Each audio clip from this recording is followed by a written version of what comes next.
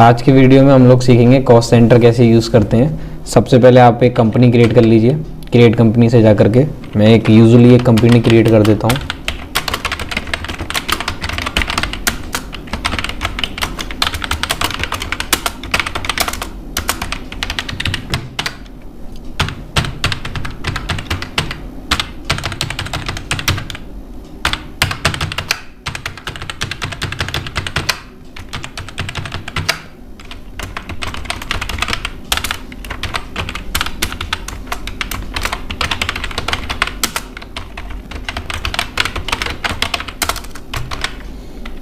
देखिए हमारी company create हो चुकी है। सबसे पहले हम लोग कॉस्ट सेंटर कैसे ऑन करेंगे, F11 दबाएंगे, अकाउंटिंग फीचर में जाएंगे, एंटर करेंगे।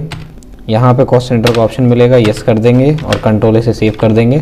कॉस्ट सेंटर का क्यों यूज़ करते हैं? कॉस्ट सेंटर का यूज़ करते हैं हम लोग किसी भी खर्चे को जो पहचानना होता है कि किसी को हमने सपोज करो सैलरी दी 80,000 रुपये, 1,00,000 रुपये, तो अगर हम लोग जानना चाहते हैं कि किस बंदे को कितनी सैलरी दी है और किसको प्रोवाइड की गई। जैसे एग्जाम्पल हमारे यहाँ एक HR है कंपनी में, उसको हमने 1,00,000 रुपये एक सैलरी दी। 1,00,000 रुपये अब मैंने बोला कि सब सैलरी डिवाइड कर दो अपने एम्प्लॉयज़ को, तो ठीक है। अब वो हम लोगों ने 1,00,000 रुपये सैलरी तो दे दी, पर हमने जानना चाहते हैं कि एम्प्लॉयज़ को कितनी सैलरी किस किस को दी गई है, तो हमको कॉस्ट सेंटर से ही पता चलेगा। और कोई ऑप्शन नहीं बनाया हुआ है टैली में कि कैसे पता चले किस एम्प्लॉय को कितना सैलरी दिया गया है।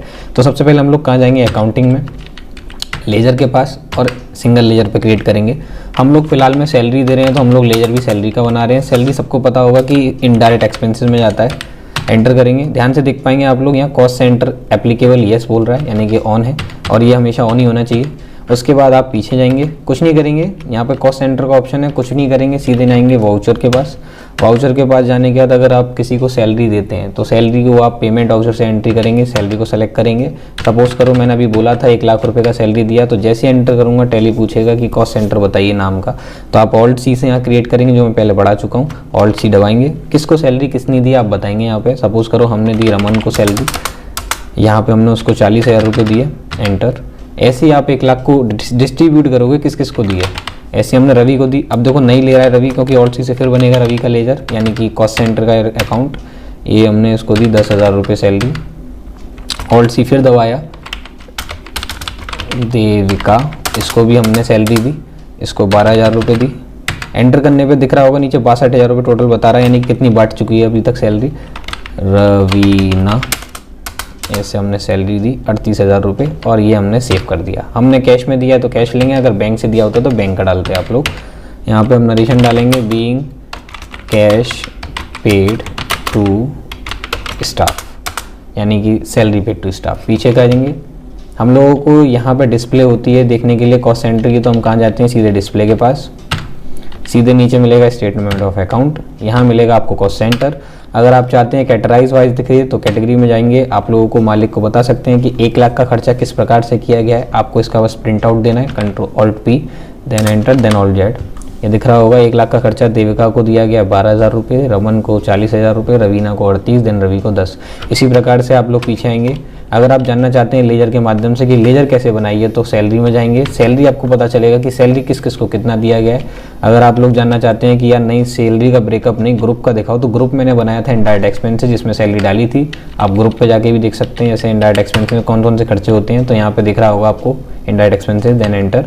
अंदर जाएंगे तो देविका का कितना खर्चा है, रमन का क्या है, और सैलरी की एंट्री आप ऐसे ही पेमेंट वाउचर से पास करेंगे।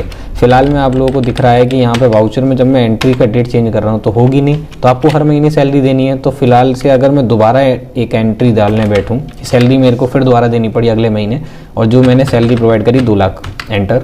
अब यहाँ पूछा जा रहा है और यहाँ पे आपको स्पेस दबाना है कीबोर्ड से, और सारे नाम आपको खुद दिखाएगी टैली की कॉस्ट सेंटर पहले से ऑलरेडी कौन से बने हैं। तो आप लोग लेंगे देविका, मैंने इसको सैलरी इस बार दी है 1,40,000। अगला जो बंदा है स्पेस फिर दबाइए, रमन, मैंने इस बार इसको सैलरी दी है 20,000 रुपये।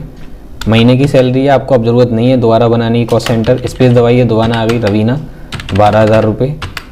इस बार फिर स्पेस दबाइए, रवि, मैंने इसको दिया। इसके बाद ये रवि बना दिया। इसके बाद अगर आप लोगों को ऑल किसी का डालना है तो Alt+C से फिर क्रिएट कर लीजिएगा, कैश बनाइए, यानी कि पेमेंट दे दिया, 2,00,000 रुपये बढ़ चुका है। नरेशन दोबारा रिपीट करने के लिए शॉर्टकट ही Ctrl+R और cash paid to staff, enter successful. ध्यान रखिए अभी फ़िलहाल में ये एक ही रेट में चल रही है, तो ये सबको लेके चलेगी एक साथ। Statement of account, cost centre, cost summary, तो सबको एक साथ लेके चल रही है। 3 लाख का खर्चा देविका को कितना मिल चुका है अभी तक। ये 2 ट्रांजैक्शन बढ़े हुए हैं देविका के नाम से, हम लोग इसमें से सीख सकते हैं। पीछे आएंगे हम लोग सीधे, और अगर हम जानना चाहें कि हमने सैलरी दी है, ऐसे हम वेजेस भी देते हैं, तो वेजेस के लिए भी आप सीधे वाउचर के पास जाएंगे और पेमेंट वाउचर में जाएंगे। बट यहाँ पे एक लेयर मिसिंग है वो सैलरी की, तो यहाँ बैठे बैठे भी लेयर क्रिएट कर सकते हैं ऑल्ट सी से। वेजेस भी डालेंगे आप। वेजेस एक डायरेक्ट एक्सपेंसेस होती है, कोई फैक्ट्री के लिए होती है डायरेक्टली। यहाँ पे भी ऑप्शन आपको कॉस्ट सेंटर को यस रखना है। फिर आप यहाँ पे वेजेस का अमाउंट डालेंगे। कॉस्ट सेंटर पूछा जाएगा किन किन को मजदूरी मिली, तो मैं डाल देता हूँ रामू, देन एंटर। रामू को कितना रुपये मिला, 12,000 रुपये। उसके बाद और कौन सा बंदे थे जिनको वो आपका वेजेस मिला है, तो वेजेस पाने वाले और हैं, रवि शंकर, 12,000 रुपये इनको भी दिए गए। ऑल्ट सी से एक और बनाया जो वेजर हैं, मतलब मजदूर हैं, रवि प्रकाश, इनको भी 12,000 रुपये दिए गए। एक और थे धनीराम, इनको 9,000 रुपये दिए गए। इन लोगों को मजदूरी दी गई है, आप कैश में दे सकते हैं इन लोगों को। और रिपीट कराने की नरेशन कंट्रोल आर, यहाँ पे आपको जिसको चेंज करना है स्टाफ को हटाना है बस, और एम्प्लॉय की जगह वेजर डाल देना है एंड सेव एंटर।